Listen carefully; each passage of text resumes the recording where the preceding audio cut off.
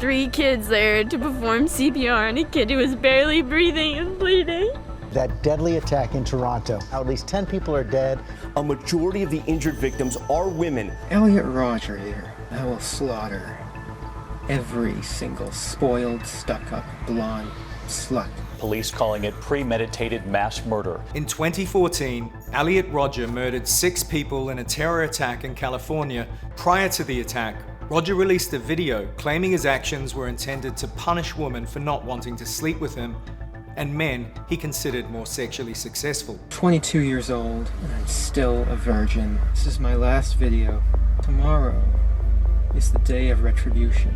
The following years saw a series of deadly attacks across the US, Canada, and Europe, all perpetrated by young men angry at their lack of sexual fulfillment, with many explicitly citing Rodger as an inspiration. He zigzagged from the street onto the sidewalk, hunting his targets. Opened fire, wounding 5 and killing 2 women. An eyewitness said a lone shooter kicked down the door of a house in southwest England, then continued down the street firing indiscriminately. What's often been missed, however, is how these sexual anxieties and frustrations feed into right-wing extremist political ideology. Online communities which mix toxic misogyny, conspiracy theory, and fears around sexual inadequacy have become a key recruiting ground for right-wing extremist ideologies. This is why the far right are so weird about sex. Incels are just one branch of a much larger online subculture known as the manosphere, comprised of many different groups, all with one thing in common: the belief that men are the victims of a society set up to favor women. Within the manosphere, there are different factions and different beliefs. With pickup artists, they believe that they can manipulate women into being romantically interested. I usually have 3 renditions. One for the girls that are ripe and ready.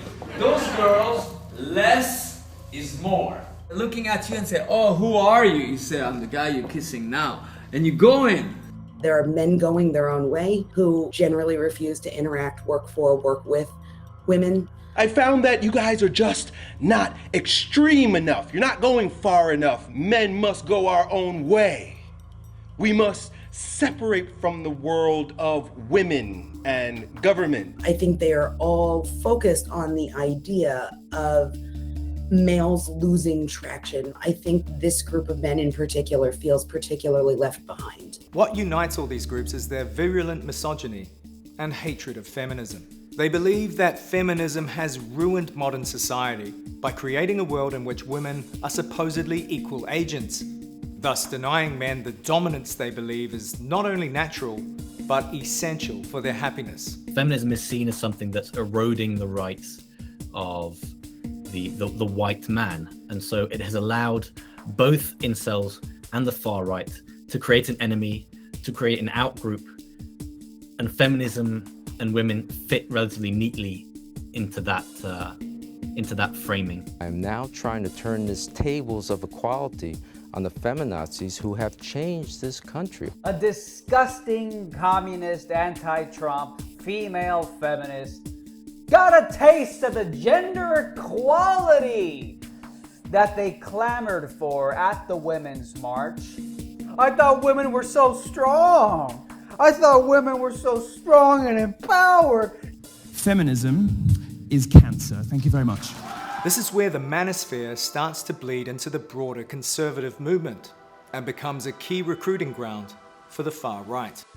The internet has created people that may not have otherwise had the opportunity to meet without technology. So we've seen this in other arenas with hate groups and organizations through recruiting. Some analysts have suggested that those most likely to join extremist movements are often not the most marginalized in society, but those who feel their positions of relative privilege are under threat. This tallies with an anxiety among some men that their historically dominant role is being eroded, and among white supremacists that the white race is under threat from minority groups. Birth rates are falling apart, or we're losing our nations, we're being flooded with immigrants. We think of threats in terms of intent and capability. And the nexus where intent and capability meet, that's where you're really in danger. With incels, you always have a high intent. The capability isn't always there. When you have a high intent with not necessarily high capability, that means you have an active threat that you need to be focused on, because if somebody develops that capability, then an attack is pretty much inevitable. Mass shootings at 2 mosques in the city of Christchurch. At least 49 people are dead, many others seriously wounded. The gunman moves from room to room, firing his automatic weapon for some 6 minutes, killing at least 41 men, women, and children in the first mosque.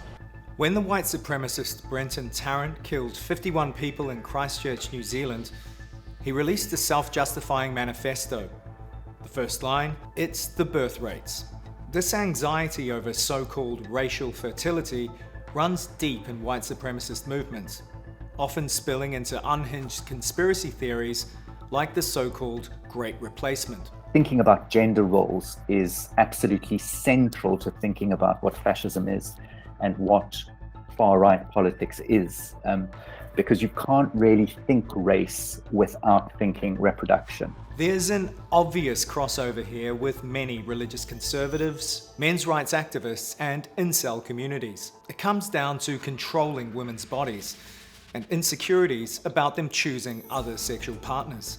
On the forums, there are many discussions about what women should and shouldn't do, that they are looking for a woman who will stay at home, raise their children, kind of be barefoot in the kitchen and cook. But at the same time, they still refer to women using these degrading sexual terms. Women, their physical fitness and their beauty and perfection and everything that they are expected to do is very much oriented around a passionate and beautiful submission to the joys of motherhood and domesticity, so that they can take on one of the most important roles, the reproduction of the race, the reproduction of the nation. Jews will not replace us! If you use the term replacement, if you suggest that the Democratic Party is trying to replace the current electorate, the voters now casting ballots, with new people, more obedient voters from the third world.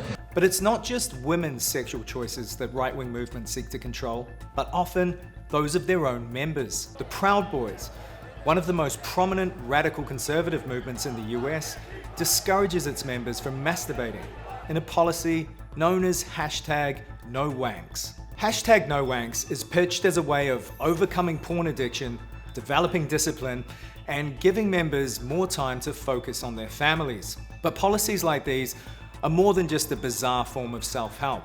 This is about control. Having daily practices that connect you to a broader movement is a very effective strategy. So you're not just saying to people, we're being swamped by immigrants, if the feminists are in charge. It's saying you need to take action daily in your life and you will see the benefits. It's now time for the return of men. The 2010s witnessed the rise of the so-called alt-right, and the pipeline between the manosphere and radical conservative and white supremacist movements went into overdrive. The online space really is characterized by intermingling between these various factions. And as the factions have intermingled, languages have intermingled, culture has intermingled, jokes have intermingled. And this is partly deliberate because it makes it much more difficult to draw distinct lines between them. And it means that when an attack happens, it's very difficult to nail down the ideology. And if you can't do that, it's very difficult to nail down the enduring threat. It's also probably not a coincidence that when one member of the alt-right accuses another of being not committed enough to the cause, the word they use is cuck, a sexual fetish and porn category where men watch their partners have sex with other men. You are seen as weak, minuscule men. And I tell my board, men like you, those aren't men. You understand? You will be weak, minuscule men the rest of your lives, and I'm not going to let you influence the other boys in this community to be little cucks. This is all a pretty neurotic tangle of sexual insecurity manifesting as political ideology. In Russia, the connection has become explicit, with the emergence of the violent extremist group Male State, who literally call their ideology national patriarchy. They're so violent that they've been officially banned in Russia, though they've still emerged as some of the loudest supporters of Vladimir Putin's war in Ukraine. This crossover of the manosphere, sexual anxiety, and the far right can lead to very serious violence, In 2018, Scott Bailey murdered 2 women and injured 4 more at a yoga studio in Florida. This is brand new video from the scene from just moments ago. 2 of those people died, 21-year-old Maura Binkley and 61-year-old Nancy Van Nessum. I'd like to talk about mongrelization. When I see an interracial couple, I think one of 2 things. Either the guy couldn't do any better, or the girl's. In 2021, Lyndon McLeod, a rising star in the manosphere and frequent guest on alt-right podcasts, went on a shooting rampage in Denver, killing 5 people. Going into a business, holding a gun.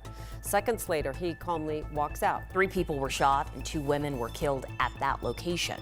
And the list goes on. 5 people of Plymouth who have lost their lives overnight, including a particularly young child. Begin this morning here in the UK, where 6 people have been killed in the worst mass shooting in the country in over a decade. This all leads to the question, when you see right-wing extremists ranting on YouTube, posing with guns or marching with tiki torches, are you simply seeing a bunch of scared, sexually insecure men afraid of real contact? We're, fed a steady diet of particular visions of who we are supposed to be as men, and I think a lot of that kind of that messaging and the sort of problems it creates for society and for young men leads people to start looking for consistent ways of explaining the world. But none of these things are going to be solved by scapegoating women and immigrants, wallowing in misogyny on the internet, or most of all, by acts of brutal,